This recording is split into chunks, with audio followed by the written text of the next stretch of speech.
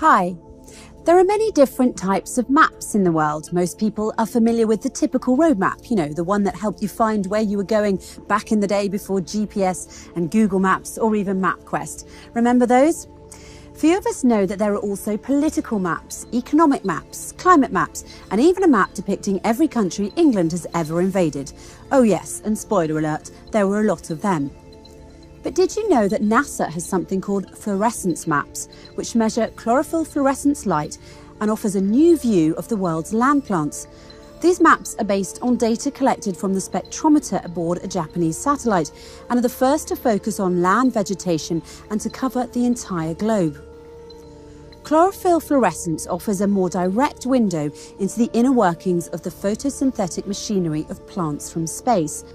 With chlorophyll fluorescence, we should be able to tell immediately if plants are under environmental stress before outward signs of browning or yellowing of leaves become visible. So said Elizabeth Middleton, a NASA Goddard-based biologist and a member of the team that created the maps. Joanna Joyner of the NASA Goddard Space Flight Center says humans can't see this light. Our eyes just aren't that sensitive. To see the light that's emitted from plants all over the world, we have to use scientific instruments that are placed on satellites.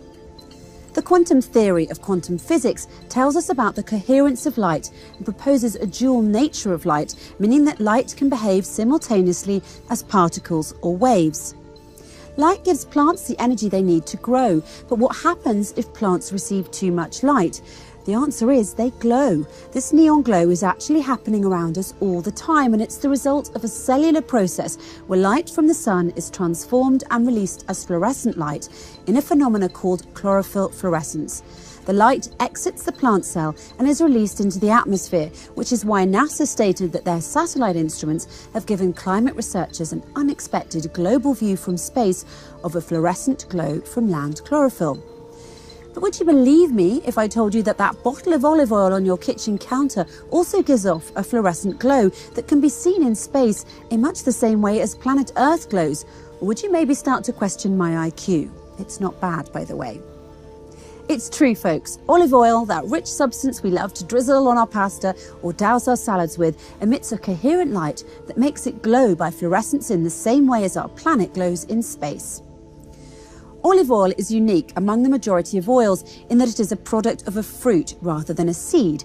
As such, it has a different constitution and naturally contains the green-coloured plant pigment chlorophyll, which is fluorescent.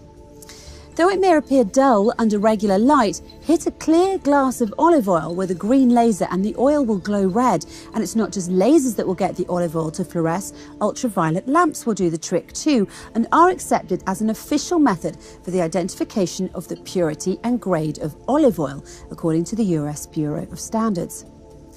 But before the existence of these specialised instruments that detect the fluorescent light emitted by plants on planet Earth from satellites in space, or the discovery of the quantum theory that explains how it all works, the Quran actually addressed this issue in a fascinating verse.